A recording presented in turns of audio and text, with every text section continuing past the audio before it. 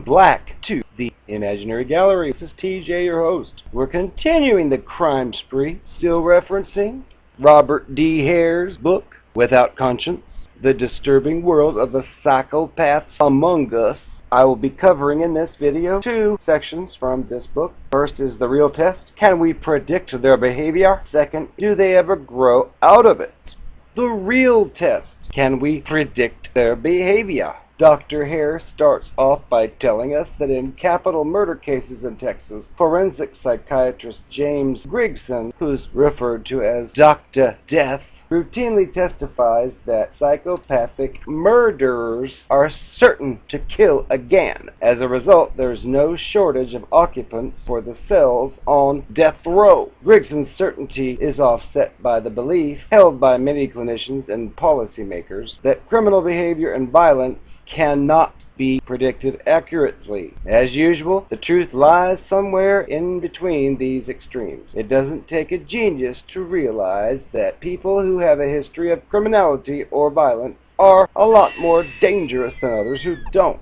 A good predictor of what somebody will do in the future is what he or she has done in the past, which provides the basis for many of the decisions made by the criminal justice system. Evidence from at least half a dozen recent studies clearly demonstrate that predictions about criminal and violent behavior can be improved considerably if we also know whether the individual is a psychopath or has those traits, as defined by the checklist. These studies looked at the recidivism rate, commission of new offenses, of federal offenders following their release from prison. These studies show that, on average, the recidivism rate of psychopaths is about double of that of other non-psychopathic offenders, and the violent recidivism rate of psychopaths is about triple that of other offenders.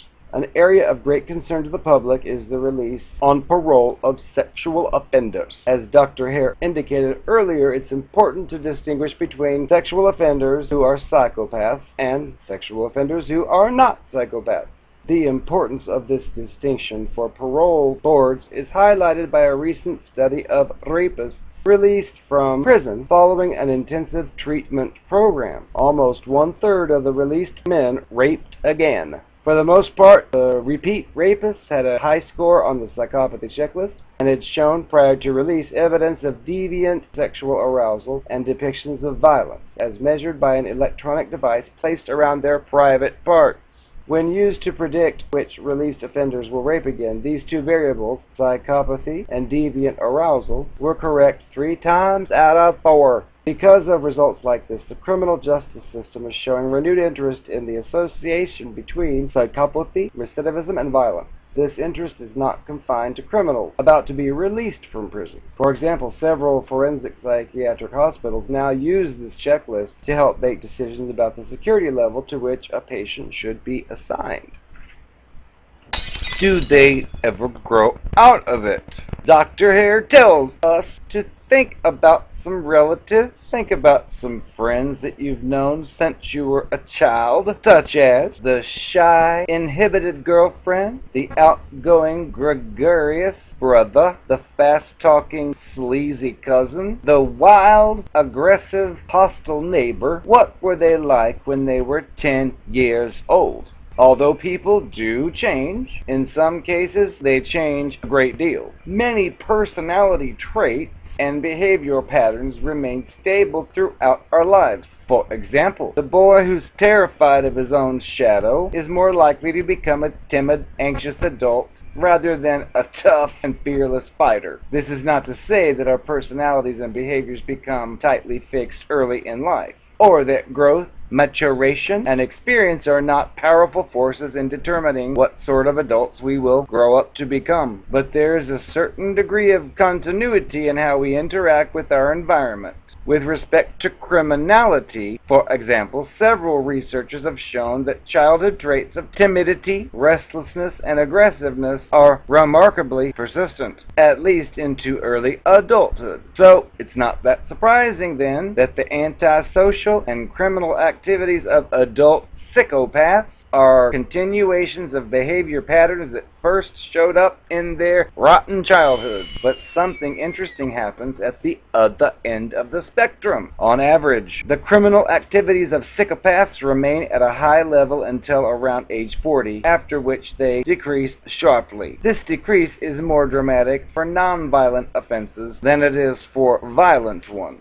What accounts for the decrease in antisocial behavior that many creatures show in middle age? There are several plausible explanations, such as they burn out, they mature, they get tired of being in prison or in constant conflict with the law. They develop new strategies for beating the system. They find somebody who understands them. They restructure their view of themselves and the world, and so on. But before concluding that aging psychopaths pose little threat to society, consider the following. Not all psychopaths give up crime at middle age. Many continue to commit these offenses well into their senior years. A decrease in criminality does not necessarily mean that there has been a fundamental change in the personality. These are important points.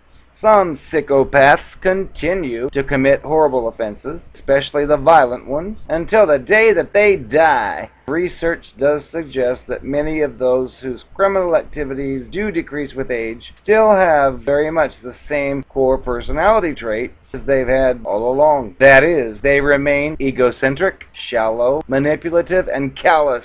The difference is that they have learned to satisfy their needs in ways that are not as grossly antisocial as they were before. However, this does not mean that their behavior is now normal, moral, or ethical. Thus, a lady whose reformed husband, reformed as in quotes, now manages to stay out of trouble with the law, cheats on her less often than before, and expresses his love for her, may well wonder if her man has really changed at all, particularly if she seldom knows where he's at or what he's up to. If that man were a psychopath, Dr. Hare says he would very much doubt that the creature had changed.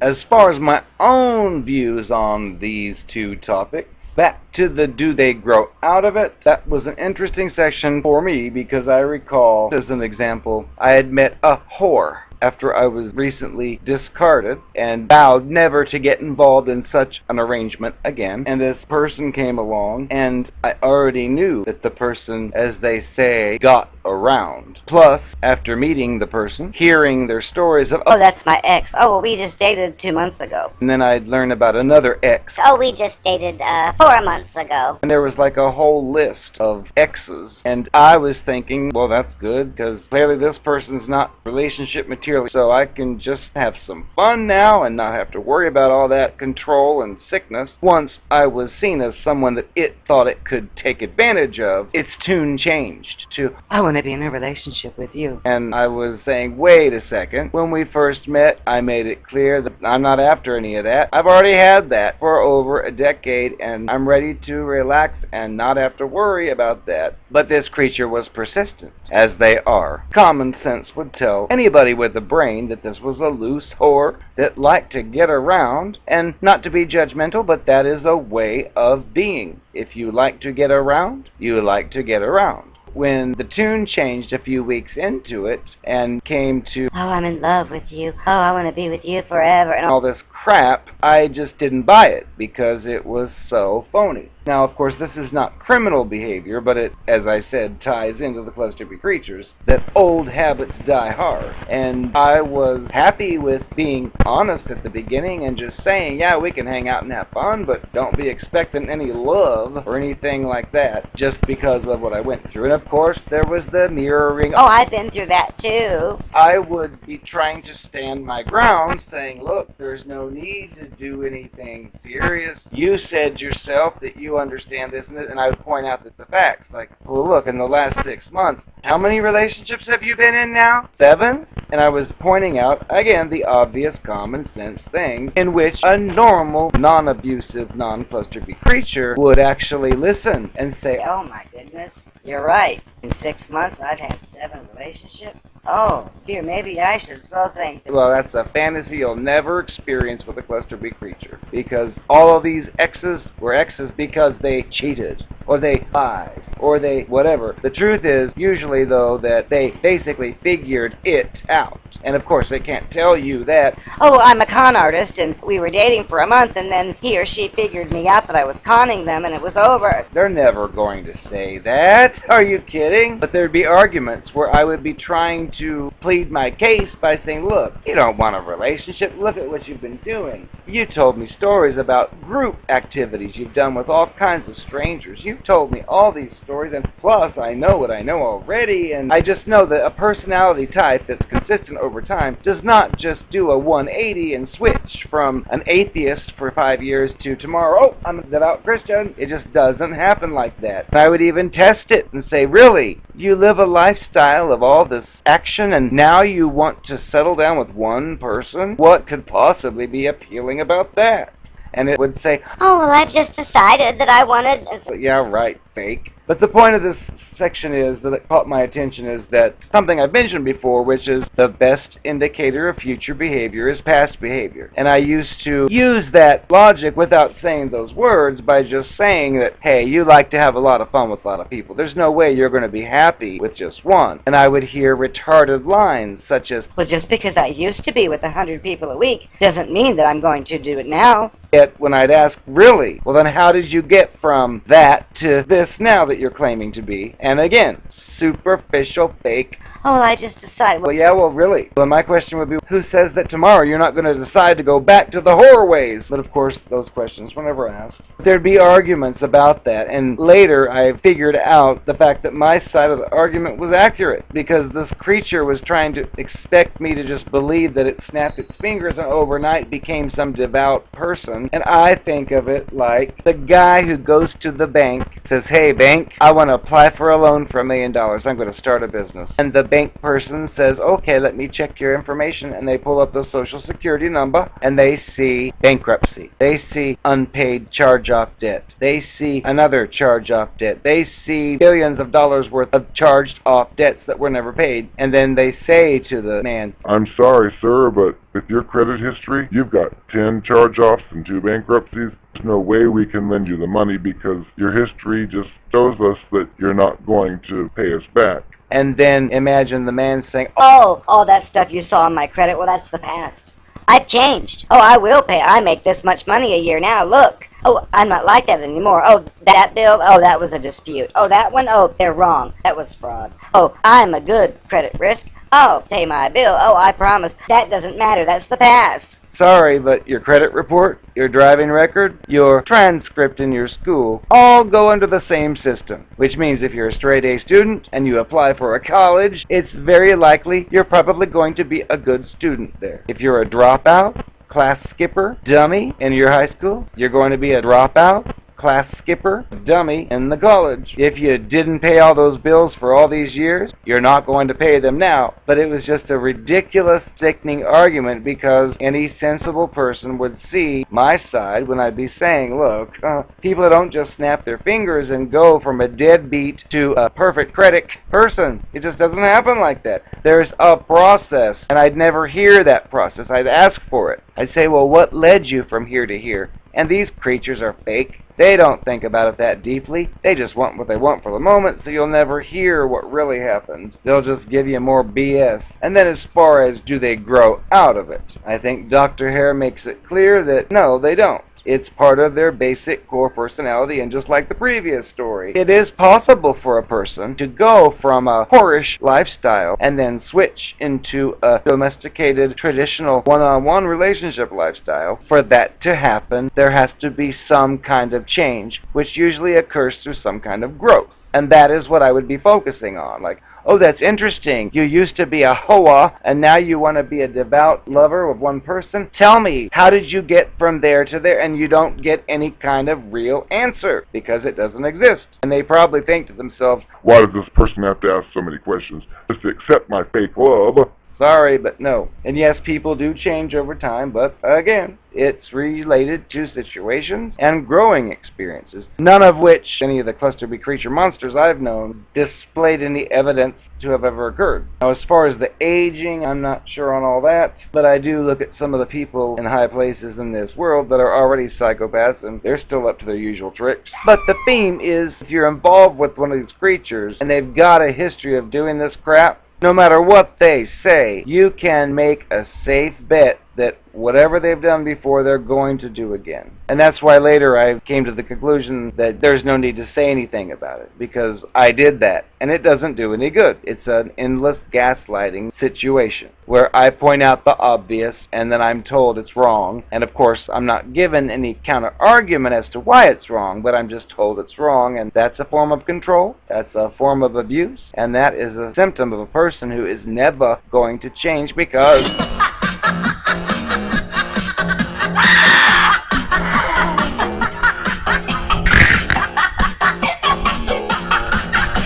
We came, we saw, we died. We came, we saw, we died. Look, we came, we saw, we died. Look, we came, we saw, we died. Nothing's wrong on their end. They haven't done anything wrong. It's you. You're the one who did the wrong thing because you dared to figure them out. I am the Narcopath. Yes, I am! Since we're no longer together, I feel it's safe, I can tell you. I know by now you've had time to think about the whole thing, and you found out how fake I was from day one. You probably recall the time that you thought I was fake at the beginning and took action to dump me. Remember that? Do you remember how hard I fought for you? I was at your door every morning. I went to your workplace. I found you on your breaks. I brought you flowers. I brought you gifts and candy and money and showed you my teeth. You thought I was desperate, didn't you? I'm here to explain now that I'm giving the confessions, because we did end up back together again, didn't we? Thanks to my skills. The problem was, if you're the Narcopath, you call the shot. So I couldn't have anybody else trying to dump me before I'm ready to dump them, and that's what you were trying to do. I couldn't have that. Well, I remembered every sweet nothing that happened between us. I brought them all up in text messages, and I called you and brought you gifts and flowers and cards and everything, because I couldn't lose that battle. That's all I had to go on was my fake image I was making up for you. And if you didn't buy it and you dumped me for it, that was a tremendous failure for me. I couldn't have that. So I begged my way back into your life, pretended to be vulnerable, using some lines I'd taken from some sentimental movies, and they worked. I had no idea what they meant, and you questioned me on them later, but I figured I got what I wanted. Who cares? But that's the reason why I fought so hard for you, because I could hear you saying, if you were a fraud from the day one, why would you even care enough to do all that? Because I've got to be in control, and I've got to win. Understand? Good. Babushka.